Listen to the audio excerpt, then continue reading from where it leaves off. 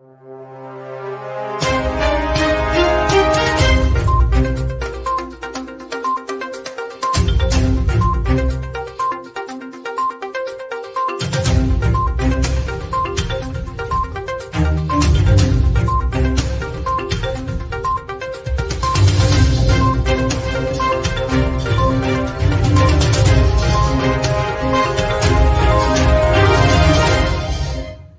now, the Lowdown, with economist and political strategist Elson Low.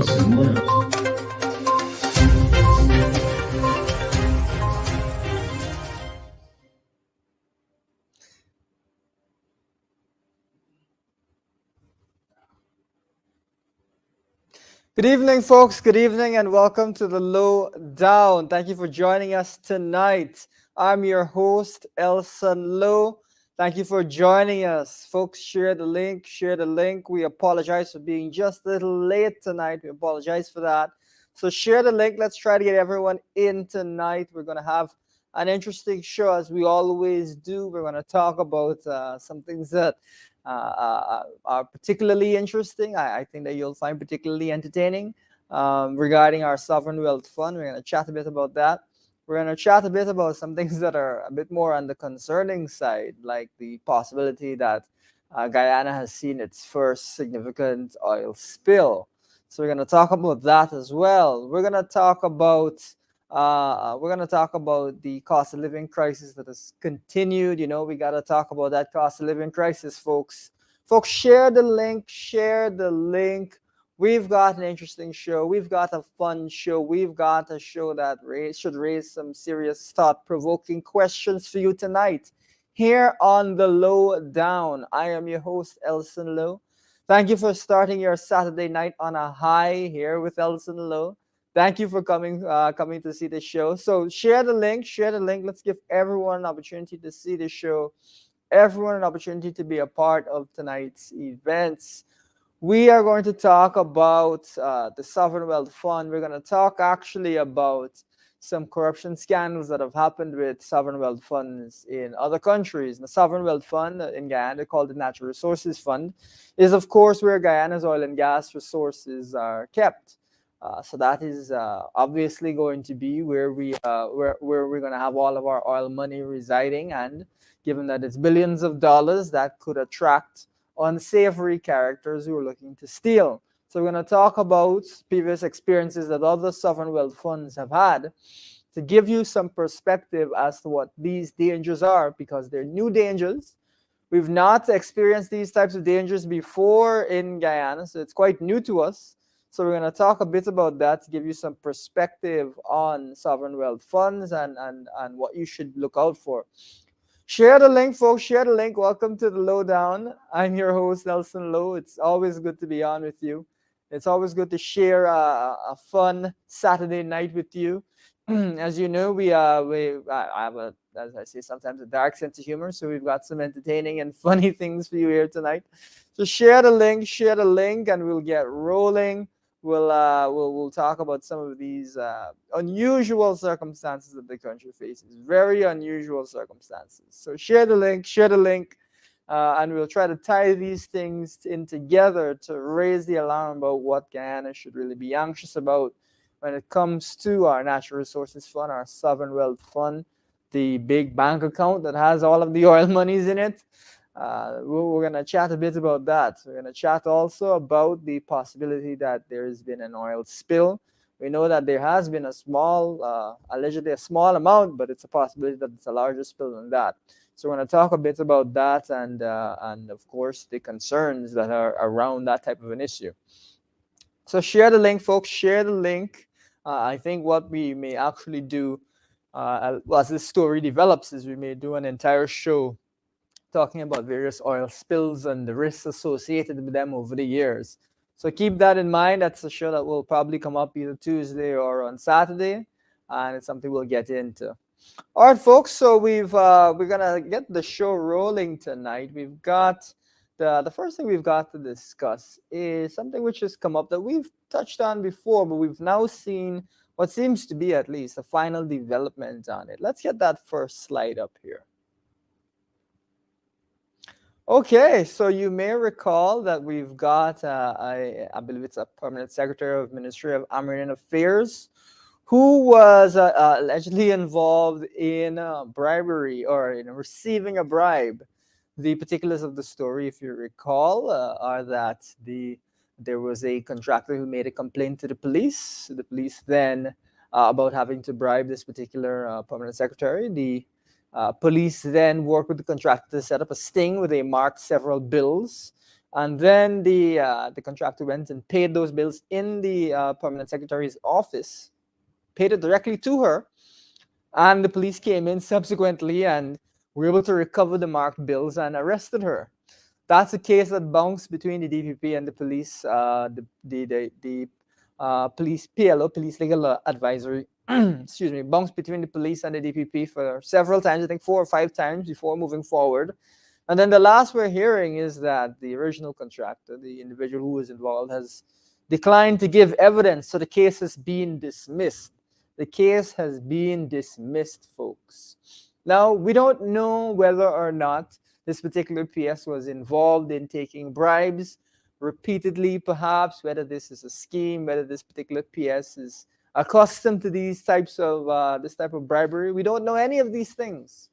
But what we do know about these allegations is that we're not going to get to the bottom of them.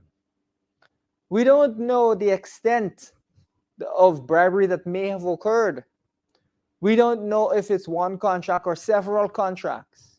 We don't know if this is something that happens across that entire ministry under the direction of that permanent secretary. We don't know these things. What we do know is that there will not be a trial, so we will not be able to get to the bottom of it. This, to my mind, is totally unacceptable. And PvP, it's pretty classic PvP. But there needs to be something done to ensure that this case is resolved. It's not acceptable that you've had a police sting, so a very elaborate operation with lots of evidence attached, and then nothing comes of it. First off, obviously it being a waste of the state's resources. It is not a light case where there's just an allegation. It's a case where there may be hard evidence of corruption. So we need to see this case resolved. We need to see this case reach a trial and for a verdict to be given. On the other hand, if it is this particular permanent secretary was not accepting a bribe, which it could have been, perhaps she was just, taking a look at the new $2,000 bills. She was interested in that, and that's how she ended up with the marked bills in her possession. That's a possibility. But until we have a proper, until this actually goes to court, how are we to know what exactly happened? It could be that she has an affinity for the $2,000 bill. She likes how it looks. It's plastic. It has a strange look. She likes how it smells. That's why she took these funds from the particular contractor that had been marked by the police. Again, we don't know, but what we do know is that there won't be a trial. That's what we know. Now, I want you to keep that at the back of your mind, because you may recall that we in the opposition have been calling for an investigation into the allegations put forward by a certain Sue Jurong regarding the vice president. And so similarly, we have not seen a trial. We have not seen a trial. Now, it could be that all of Sue's allegations are unfounded. It could be that. But until we see an investigation and we see this go to court, we will not be able to see that the vice president is innocent. We won't know. In the same way that with this particular PS, can't say. All that we know is that there's allegations, that there are serious allegations, and that the allegations paint a very negative picture of the country and of the government. Now, what we would like to see is investigations, is court cases, to find out the truth and to clear the air and to help with the country's reputation as well regarding these particular incidents. But if we don't get even to the stage of going to court, if we don't even go that far, then how are we to know what the truth is? Folks, how are we to know that? And even further, does this mean that senior officials will not be facing the rule of law, will not be under the rule of law, can essentially live free from consequence, no matter what crime or they commit? Is that the Guyana that we want to see? We need to see these types of cases go to court so that we can, first of all, ensure that the state's resources are used well. Second of all, ensure that there's justice. And third of all, ensure that the country's reputation is intact as a place that does not tolerate corruption. And something I mentioned before, I can't name any senior official that has ever gone to jail for corruption in Guyana, which may mean that Guyana doesn't have corruption, but I don't know if I would agree with that particular position. So this is something that has come up. It is quite alarming, quite surprising, and to my mind, the mere fact that this case has been dismissed, I think, is worthy of a further investigation to find out what exactly is going on there. That is what I think is necessary. So that's one particular area, very concerning. But let's jump across to the next area that's very concerning. Let's get the next slide up. Okay, so we've now got reports today that there was an oil spill, I believe on Friday, that Exxon has indicated was a small oil spill, 1 barrel of oil. And they've also indicated that they've been able to contain that and ensure that there's not been any significant environmental damage. We've not heard anything under the Environmental Protection Agency, as far as I can tell, not heard anything at all from them regarding this. We had a statement come out of the operator rather than from the EPA. But we've also got some reports that it may be more than that amount. In fact, some eyewitnesses are saying that they believe that it is a much more significant amount of oil that is out there. Now,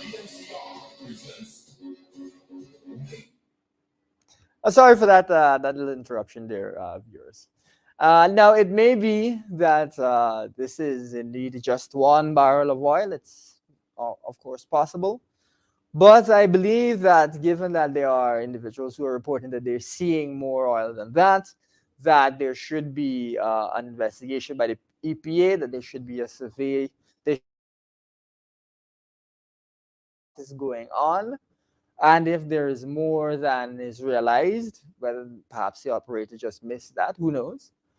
That needs to be dealt with as a matter of urgency, because an oil spill is not something light.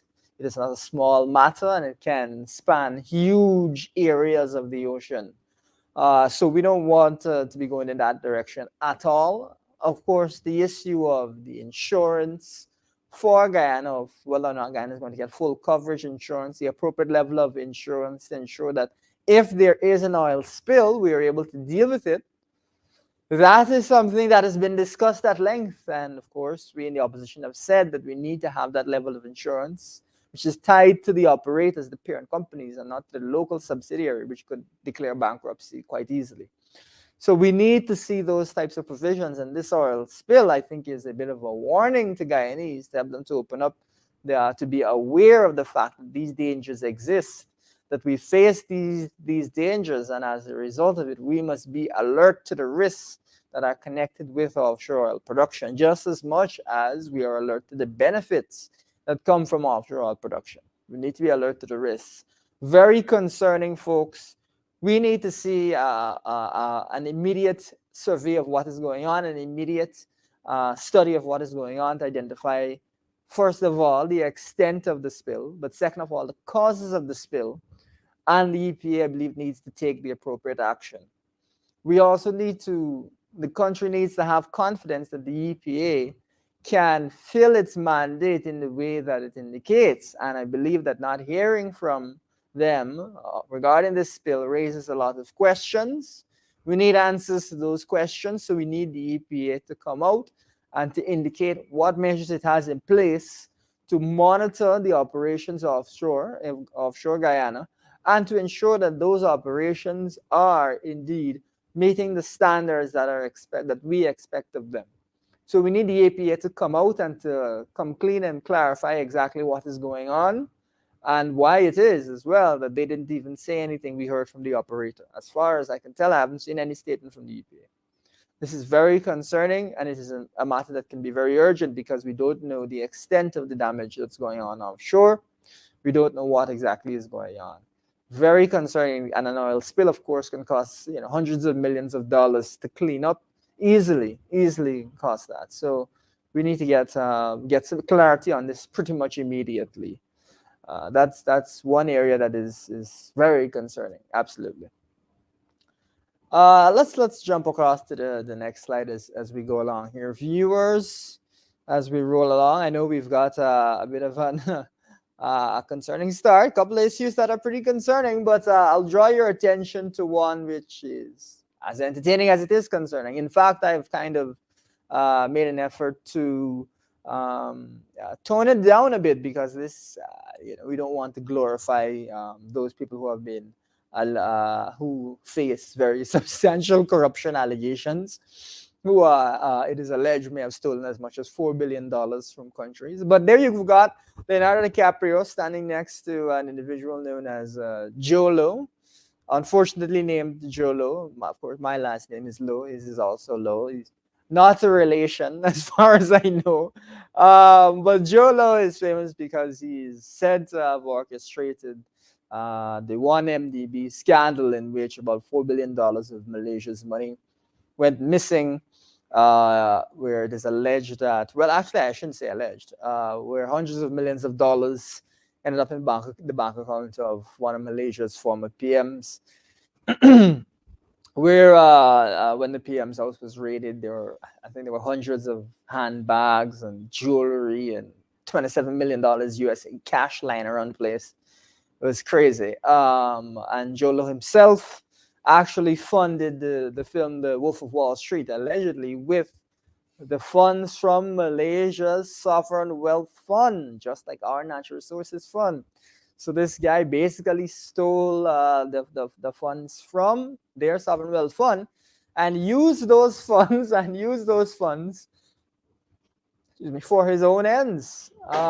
It is incredibly concerning what happened there. Of course, Jolo, apart from funding a film, bought extensive amounts of jewelry for his then girlfriend, who I believe was a Victoria's Secret model.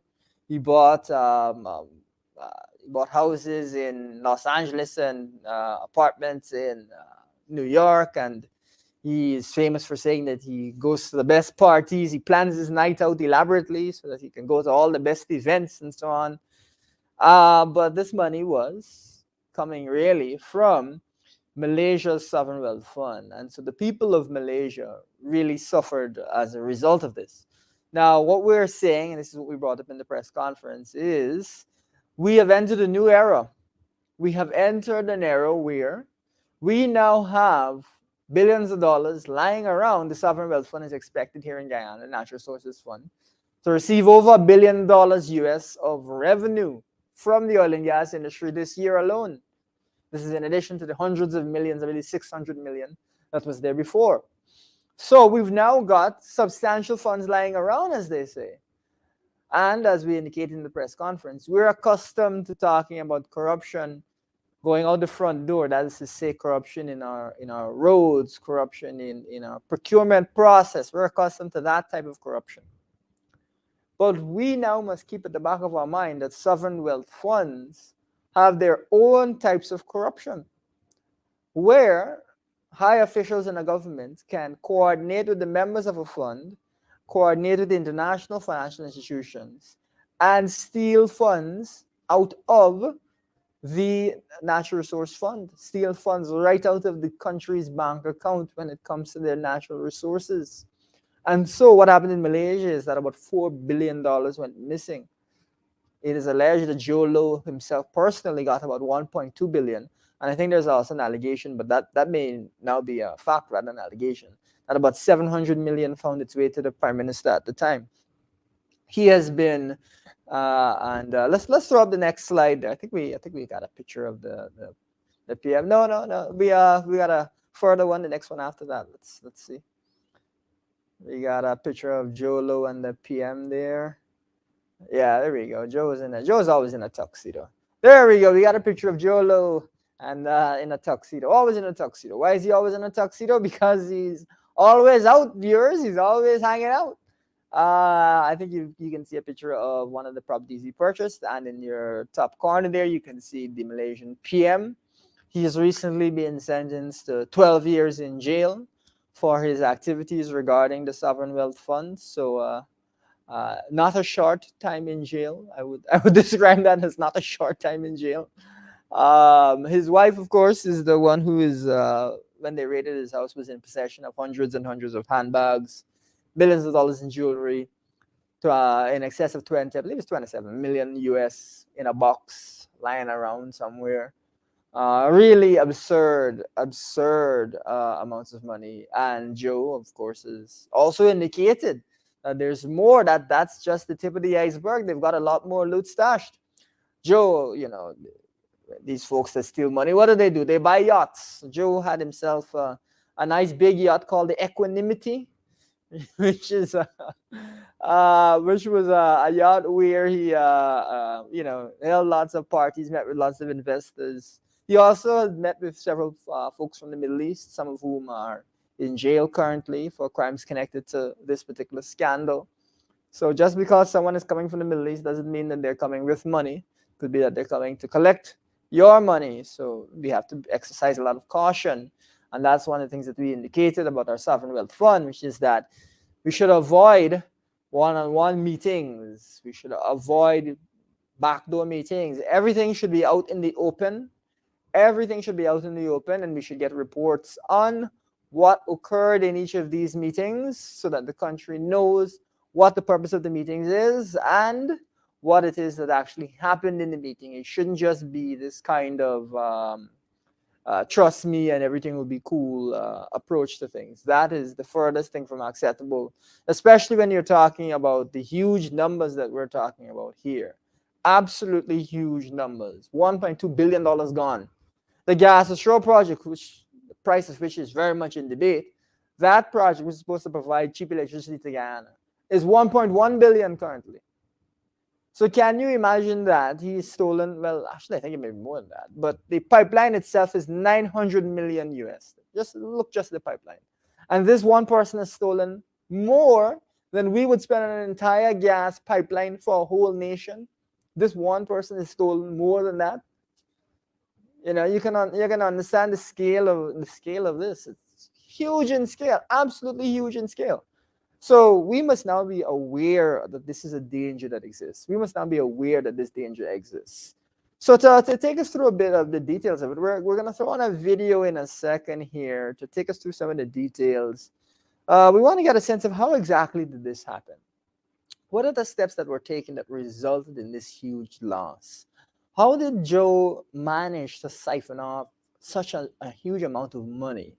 What should we look out for as a nation in these situations? Because we don't want to be following the path of Malaysia. We want to be carving our own path, and we want to avoid these types of situations. As entertaining as it may be, that Joe took the money and went off and bought fancy houses all over and funded a movie and dated a supermodel and bought jewelry for her.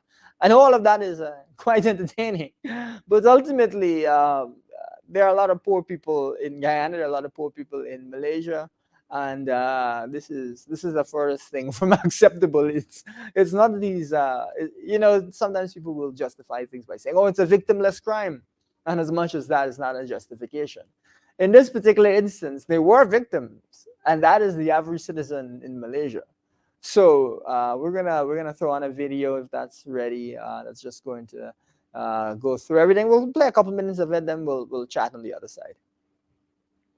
Is one of the biggest frauds, financial frauds in history. We woke up one morning in July 2015 to realize that almost $700 million had gone into the Prime Minister's account. The disappearance of billions of dollars from Malaysia's state fund is one of the biggest financial scandals, not just in Malaysia, but around the world. Of the $8 billion that 1MDB raised via bond sales, it's alleged more than half was stolen. That's different from a stock fraud or pumping up a stock and then cashing out on your options. This is actual theft of money. 1MDB in Malaysia had been actually some kind of a piggy bank for various, players. The stolen money went to buy a private jet, luxury real estate, artworks by Picasso and Monet, as well as jewelry for Mr. Najib's wife. Up to 300,000 taking to the streets calling for Najib's head. They are fed up with a government that they believe is chronically corrupt. The projects that were developed by 1MDB were sold as development projects that would be benefit of everyone, but it was later realized that it cost the country probably more than it helped. This was a cash grab by a handful of people who had put themselves in the position to make themselves rich. It was a betrayal of the people on a grand scheme.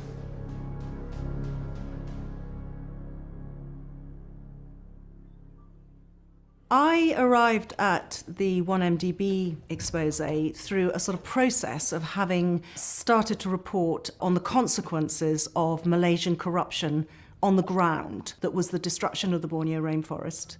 As I looked into it, was plainly caused by political corruption. There was no logical or sensible reason, if you were governing the country for the benefit of the democratic electorate, that you would just rip out a jungle. That was done for pure profit for a handful of decision makers. So I started looking at that story because it was an enormous story with huge global ramifications. British journalist Claire Rucastle Brown grew up in the Malaysian state of Sarawak. In 2010, she set up the Sarawak Report to expose corruption in the country of her birth. I found that I could reach the public in Malaysia and get through what had been a very oppressive media environment to actually get information to ordinary people in Malaysia about how their country was being run.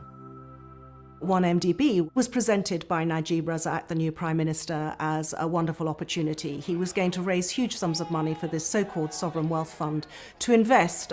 He was also the finance minister, of course, as well as the Prime Minister, so he would be investing the money in all sorts of money-making activities that would then be, beneficial to Malaysians in need of development.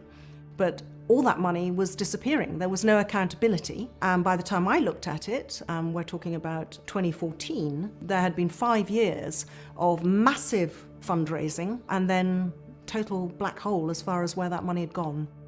I think we were talking about an $11 billion deficit, unaccounted deficit by 2014.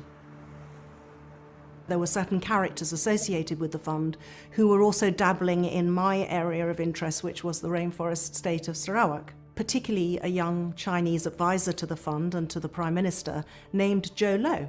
Joe Low in particular had been gaining an international reputation for himself as a massive spender, catching the headlines in New York, Las Vegas, and indeed Hollywood. He was creating a stir. He was the highest spender in all the top nightclubs, and yet had no explanation really for his wealth. As a lot of you in this room know, I like to plan my evenings and make sure that I always go to the best parties. So those of us who were looking at this from Malaysia were wondering whether his advisory role at 1MDB, where all these billions were not being accounted for, might be connected to this acquisition of extraordinary wealth by a 26-year-old who'd come from nowhere.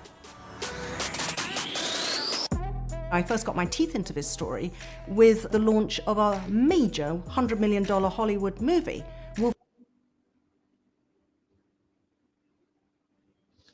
Okay, viewers, so you see there, the last thing she mentioned was the launch of a major Hollywood movie. So we mentioned that Joe Low would have funded Wolf of Wall Street, which is a movie about a particular Wall Street guy that engages in a lot of illegal practices. Folks, you may know that I worked on Wall Street myself, but I quit to move back to Guyana, and one of my goals in mind was to learn everything, what the tricks that these folks have, what the tricks are that these guys use, so that I could try and warn Guyanese about these tricks. And as a result, I've made a lot of comments about sovereign wealth funds and the dangers associated with them. I'll give you one example of one of the things that I've said. You may be looking at traditional corruption, like someone buying a house or someone buying a car. But one of the things that you have to be wary of is what they'll do is, for those officials that they want to influence, they'll give their children or their family member a job. And those jobs are very lucrative. You can make huge amounts. And those jobs have bonuses where you could make an 80,000 US bonus one go, or 150,000 on the higher end US bonus on one go. And in fact, that's one of the allegations regarding another sovereign wealth fund, that is what happened. So even actually, if you care to view it, if you look at The Wolf of Wall Street, there's a scene where the Wall Street, the person engaged in illegal activity on Wall Street actually offers the person investigating access to a job, on a job where you could make huge amounts.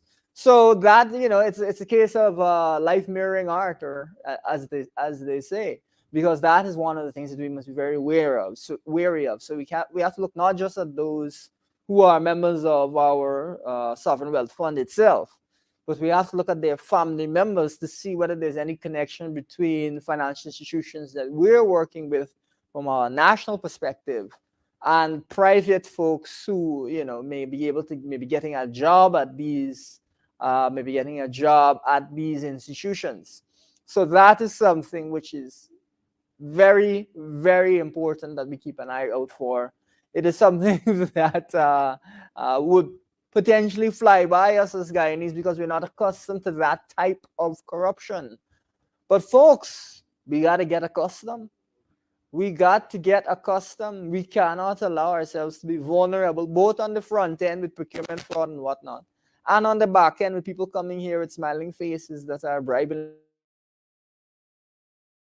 these things, and we must prevent them from happening.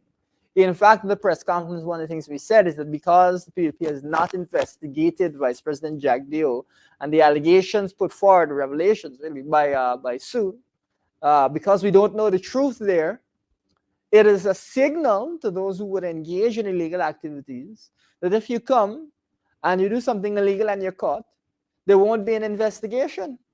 No investigation. Now, of course, we need to know the truth. But folks, I'll throw you right back to the start of this show. Because didn't we start with a permanent secretary who was caught in, or allegedly caught in, a sting, marked bills, accepts the bills, the police come and arrest her, she has the bills in her possession, the contractor alleges that he's being pressured for a bribe, so on and so forth. But now there's not going to be a trial. So can you imagine now? Because people will say, oh, corruption, it doesn't matter, it's not a big deal, it's not important. If you are a Joe Low and you see that Guyana is going to accumulate billions of dollars in its sovereign wealth fund, in our natural resources fund, and you know to yourself that if you are able to steal that money, nothing will happen. Can you understand that makes Guyana a target? That we are now, because we've not acted in the way that we needed to act, because the PDP has not acted the way they need to act, Guyana is now a target. You realize that? So, folks, individuals that say that corruption is not important, that it's a victimless crime, that you don't have to think about it, that's not a serious statement. That's not a serious argument.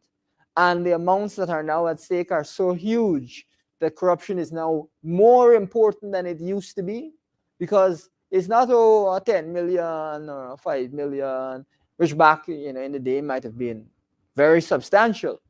It's $1 billion US that could go missing. It's 2 billion. It's 4 billion. This is a very serious matter, and that's why we've raised it as an opposition. That's why I've also raised it as an economist, and I'm glad that I've got experience from Wall Street to be able to. We've entered a new realm. We have also called for all of the members of Guyana's Natural Resources Fund, which is our sovereign wealth fund, to file with the Integrity Commission so that we know what their assets are, so that we know what it is they have, so that if we see a sudden change in their assets, we can be alerted that something might be going on. If we see all of a sudden they start buying houses in Los Angeles and houses in New York like Jolo, we can be aware, hey, there might be a problem here. So that is why we need to see filings done, thorough filings with the Integrity Commission from all of those members of Guyana's Natural Resources Fund. Now we're gonna jump back into the video and give you some further perspective as to how these things unfold and what we in Guyana must be aware of. So we're gonna jump back into the video now. For Wall Street, which is all about a bunch of crooks who'd stolen money and were spending it. The real question is this: was all this legal? Absolutely not. Which is exactly what the funders of the movie were doing, of course, through 1MDB. Because I was able to join some dots and I realized that the Malaysian money funding this film more than likely came from this fund, because the producer of the movie was none other than the son of the Malaysian Prime Minister, who was in control of the fund, which is losing all this money. Wow, this is an incredible, incredible honor. Reza Aziz and Jolo even got a shout out at the Golden Globes. Thank Joey, Riz, and Joe. Thank you for being not only collaborators, but taking a risk on this movie.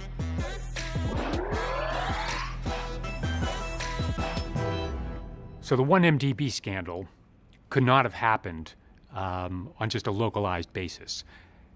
It was necessary for the ringleader, the alleged, an accused ringleader of this, Jolo, to find accomplices and people that he could deal with in other countries around the world. As you look back and unwind the development of 1MDB and who the early partners were, there was clearly a certain amount of collusion from interested parties in Saudi Arabia and the United Arab Emirates. The Petro-Saudi data, which was passed to me by a whistleblower, a former director of the company, behind the original setting up of the first joint venture of 1MDB with this Saudi shell company, that was purporting to be an oil company right at the start of this extended scandal. You see the emails which show a bunch of young men agreeing to pull off this scam. But at the end of the letter they said, of course, we would also be willing to act as a front if that would be useful for some of your operations. So it was all there, along with the data that showed the transfers of money. The initial deal, the Petro-Saudi bond deal and joint venture, siphoned nearly $2 billion out of the fund. That was the first information I got hard data on. Jolo has been charged in the United States with being basically the ringleader of this fraud, the guy who orchestrated it, even though he had no title within 1MDB. I've been asked whether or not he's like a brilliant guy or a criminal genius. I don't think so. It's more, he's financially very sophisticated. He understood, according to the charging documents in the US, how to set up shell companies and how to hide the identity of certain entities and to create that first level of obfuscations. People like Jolo and some other, individuals were able to construct an elaborate set of deceptions and shell companies that sounded just like real companies in order to, divert the money, launder it, cover it up, and make it appear as though everything was fine. Jolo was very smart about covering his tracks. One of the first things he did, right when 1MDB was getting up and running in 2009, Jolo basically established an account at a bank or a company in the Seychelles called Goodstar. After the deal was struck to invest in this joint venture with sign-off from the 1MDB board, a mysterious loan obligation appears that $700 million of the first $1 billion committed to this venture is going to go to pay back a loan from Petro-Saudi. The U.S. government discovered that there was no such loan, but under the excuse that a $700 million loan had to be paid immediately out of the first $1 billion, a transfer took place from 1MDB's primary bank to, it was described it was going to go to Petro-Saudi, but in fact it went to this small shell company called Goodstar. And the ownership was hidden. It was like one share, a bearer bond, that was owned by Jolo, but none of that was obvious. So he was smart enough to disguise that first transaction and have a cover story that Goodstar was actually the name of the venture. Perhaps the most famous example of Jolo's ability to disguise, hide, or obscure the source or the destination of the funds was an outfit that one of his colleagues came up with called Blackstone. All right, thank you, viewers, for looking at that interesting little clip. Now, the speaker was just about to talk about Blackstone Asia Realtor, something to that effect. Blackstone is a very big investment company, investment-oriented company in the US. So the idea is that good old Joe sets up companies that sounded like official companies in order to trick folks into thinking that that's what was happening. But I also want to point out a couple of things that I think are very relevant to Guyana. One is, we heard there about money laundering. Folks, have we ever had a problem with money laundering here in Guyana? Remind me. Was Guyana ever blacklisted for money laundering? For money laundering questions? So this is already looking very familiar. Very familiar. And that is really a great concern here, is that folks might be looking to steal from the Sovereign Wealth Fund and to launder those monies. We don't know. We have to keep our eyes open to see what happens in the future, but we have to be alert to the possibilities. We have to be alert to these possibilities. That's one thing. The other thing I found interesting is, at the beginning of the video, I believe it was said that 700 million was found in the Prime Minister's accounts. So he was involved, and that's how he got 12 years jail. Prime Minister was involved, so the highest levels of government, whether it's the president, the vice president, the prime minister, high levels of government is what we're talking about here. He was involved, so the highest level of government, 700 million. But I don't know if you caught it, folks, but the first payment that was made out of 1MDB, wasn't that a $700 million that was transferred? Folks, this is a whole scheme right here.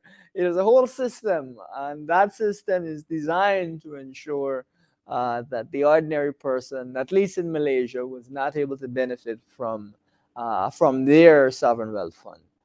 We're not going to allow that to happen. As an opposition, we're going to do everything in our power to try and stop these types of things from happening. And the first step is to raise awareness as to the nature of the threat. To raise awareness as to the nature of the threat. We're going to go back into the video for a bit more as we wind the show down. Real estate, which sounds remarkably like a, very successful U.S., private equity firm, Blackstone, but it has nothing to do with the real Blackstone. It was just a shell company that used the name Blackstone to sort of give it, a level of credibility. This happened over and over again, coming up with, bogus names that sounded good or that sounded like or might be similar to, so that the banks who were, unknowingly basically passing along money from one company to another, it wouldn't raise any obvious red flags. Today, the Department of Justice has filed a civil complaint seeking to forfeit and recover more than $1 billion in assets associated with an international conspiracy to launder funds stolen from One Malaysia Development Berhad, or 1MDB. What makes this such a potent and devastatingly successful theft, if you will, is basically he had the support of the government of Malaysia in the form of the Prime Minister. If somebody has transgressed the law, then, they have to face the music. The money spread around the world, and a great deal of it was laundered in the US. You can see this extraordinary constellation of luxury properties and homes in Beverly Hills, in New York, and in London, famous pieces of art, luxury boats, gambling sprees in Las Vegas. It's one thing looted from people in countries around the world, but also when that money's coming to the US and coursing through our system, all this dirty money is a major cause of concern. As pressure mounted on the Malaysian Prime Minister Najib Razak, he was ousted from power in May 2018. The new Prime Minister, Mahathir Mohamad, wins partly on a platform that calls for an investigation into the missing billions from 1MDB. There are many charges that can be preferred against those involved. Soon after the election, police raid properties linked to Mr. Najib and his wife, Rosma Mansour, and seize hundreds of boxes of luxury goods. We have sealed the bags, but we know they contain money and we know they contain jewellery. Police carted away 284 boxes containing luxury handbags and 72 bags stuffed with cash and jewellery. The haul, which authorities later value at $273 million, includes 567 handbags, 423 watches, 234 pairs of sunglasses and 14 tiaras. In amongst the trinkets was $29 million in cash. The couple maintained the luxury goods were gifts and that the cash was political donations. The country and the people suffer, and we must get hold of every cent that's been taken out from the country. After facing trial for just some of the charges, Najib Razak has been sentenced to 12 years in prison and fined $50 million. He's appealed. Viewers, I was particularly entertained by the fact that she had quite so many tiaras. I didn't know that people collected tiaras.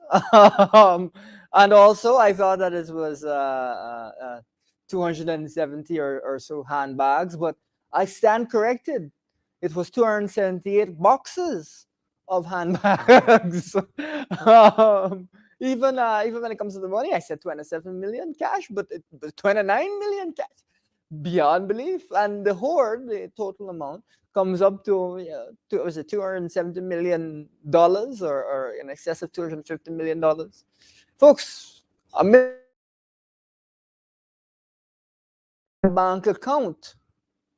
But this is an additional 250 or 270 million in actual goods. So you have to add that to the 700 million. Folks, we're approaching $1 billion. Are you aware, dear viewers, that Guyana will have $1.1 billion in its sovereign wealth fund this year alone? It is entirely possible that if we are subject to fraud, we could lose just as much as they've lost in Malaysia. It is entirely possible. So we must make the appropriate safeguards, put the appropriate safeguards in place, remain alert as a public, ask questions, and press the government to always be accountable. Now there are some safeguards in place, but the question is whether these will stand the test that they will face. And we don't know. We're just going to have to see. But at least we need to be armed with the knowledge that in other countries, their senior members of government have taken a 700 million in the bank account, taken a 270 million in goods, had that lying around in their house, been collecting tiaras for their wife, had 270 boxes containing handbags, not 270 handbags, 270 boxes containing handbags. How many handbags this is late? Anyway, viewers, this stuff is pretty entertaining. I mean, maybe I don't understand the dynamic of handbags, but I don't know how you could use, if it's 4 handbags per box, you're talking about 1,000 handbags. How can you use, that means you're using a handbag once every 3 years? Anyway, life is an interesting thing. Life is an interesting thing, but ultimately, we don't want Guyana's experience to be as interesting as Malaysia's experience. We prefer to stay away from that level of drama. And so we want to see our sovereign wealth fund, our natural resources fund in safe hands, and we want to see our natural resources fund free throughout the entire time that it runs from corruption, free from corruption.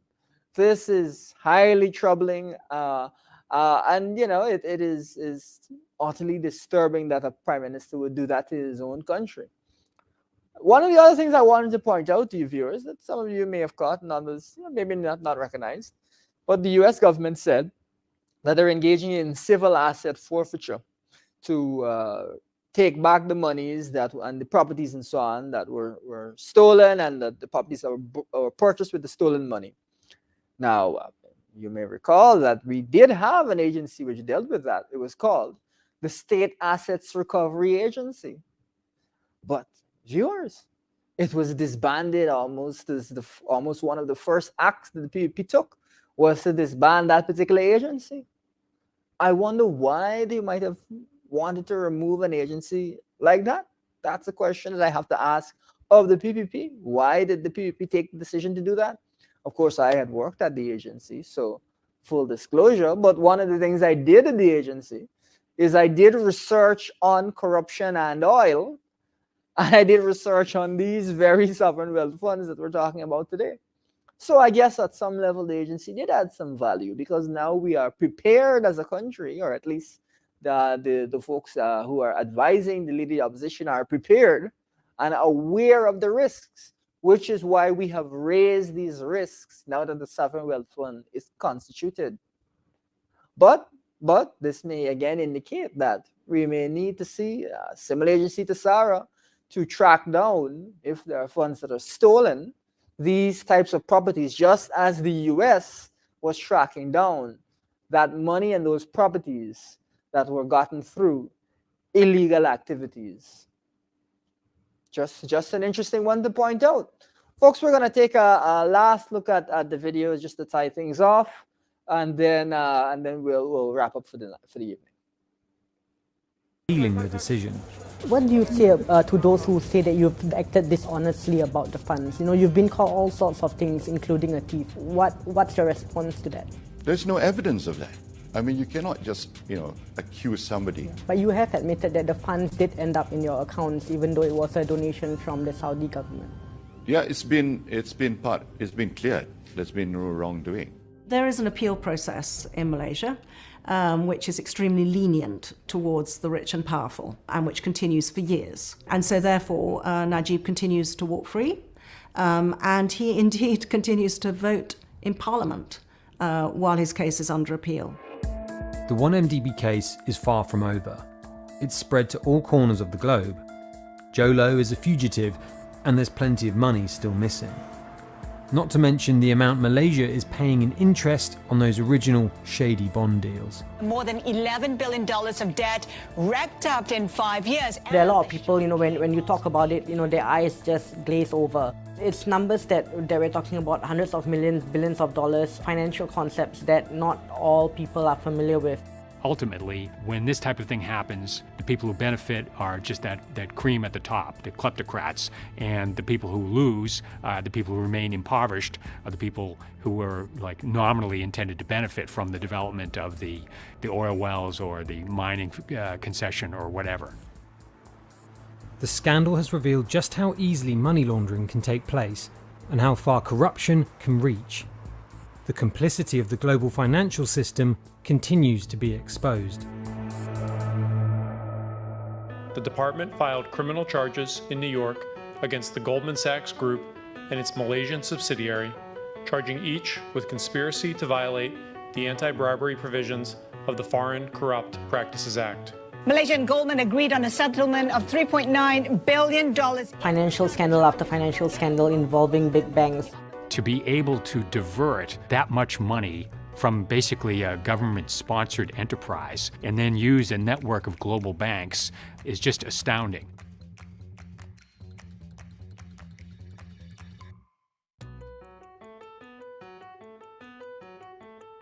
All right, thank you, viewers, again for giving us a few minutes of your. They said that charges had been filed against Goldman Sachs employees. As I mentioned, I worked there, but one of the reasons that I went there is to understand what some of these risks are, so that I could alert Guyanese very early what they should be aware of. And I will continue to alert Guyanese of what they should be aware of, because this is something which can be incredibly serious. Incredibly serious. And as I mentioned before, this is not the only sovereign wealth fund that has had controversy around Goldman Sachs. This is not the only one. Now, it could be that the company did nothing untoward, nothing wrong, and in some cases, charges have been dismissed and cases have gone the company's way. So I should say that in all fairness. But the point really is that we need to be aware, alert, conscious of. And I think as we close this evening's program, one last insight that was mentioned there is it tends to be those at the very top, those, friends and family of the elite who benefit from these types of huge corruption scandals. The Prime Minister's son was also implicated in this particular instance. Does that sound to you like Guyana? On that note, we'll close off for tonight. We'll remind you that the reason that we're calling for investigations is because we need to find out the truth, because we don't know, but because there are real risks associated with not investigating, and we need to mitigate those risks. Folks, have a good night, and thank you for joining us here on The Lowdown.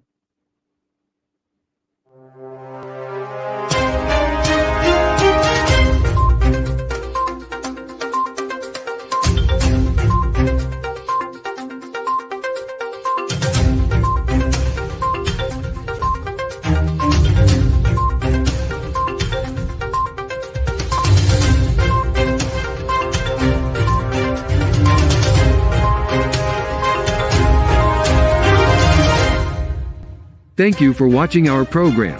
See you right back here, same place, same time. And remember, hold the line of battle, comrades. Our victory is sure.